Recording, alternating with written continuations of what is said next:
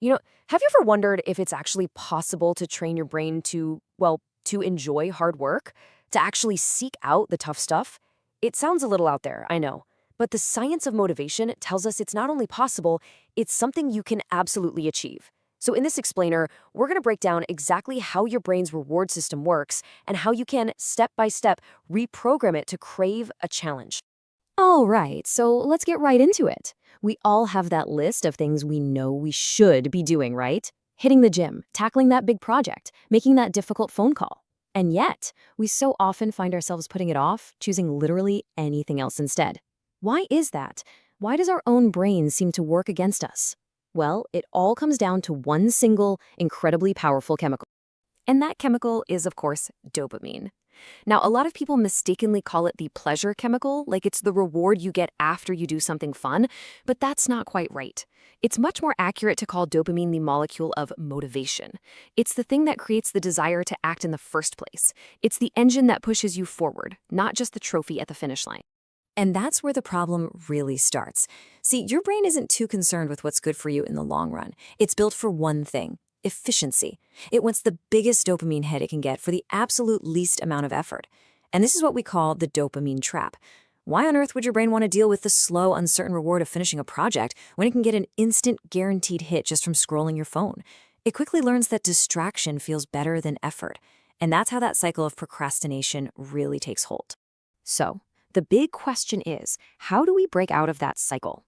Well, we're going to walk through a really clear 5-part strategy.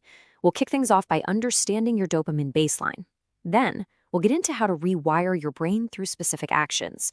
After that, we'll talk about the power of your own mindset, how to use your environment to your advantage, and finally, we'll cover the one core rule that really pulls all of this together. All right, let's start at the foundation, your dopamine baseline. You can think of this as the level of stimulation your brain considers normal. Now, if that baseline gets pushed too high, all the normal, productive things you need to do are going to start feeling really boring and just not worth the effort. And this really changes how we should think about taking a break. You see, most of the breaks we take are actually motivation killers. We work for a bit, then reward ourselves by just flooding our brain with cheap dopamine from social media or junk food. This causes a huge dopamine spike, which makes going back to that less exciting work feel almost impossible. The real solution? Taking boring breaks. Low dopamine activities like stretching or just walking around, they let your mind rest without messing up your brain's reward expectations.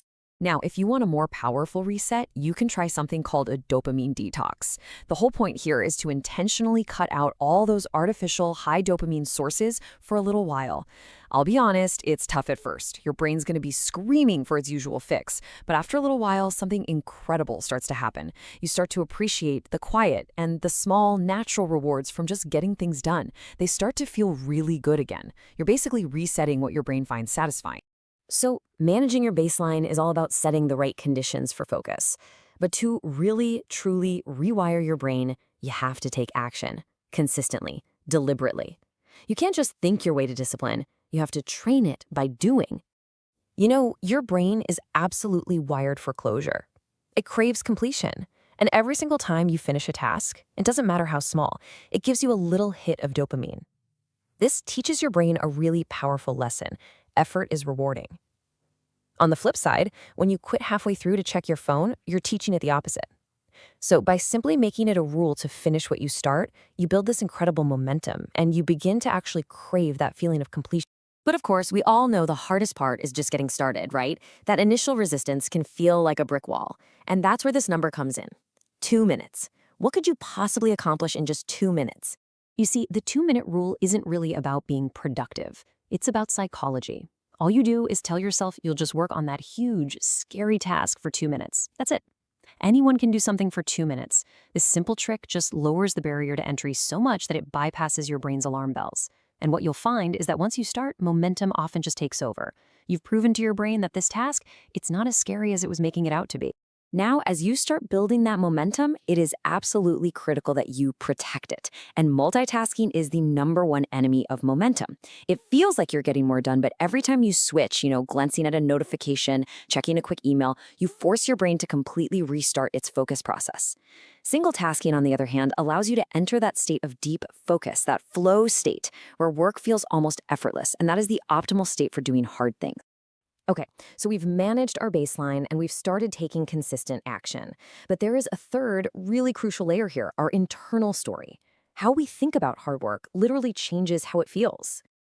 And this is the very core of what's called a growth mindset.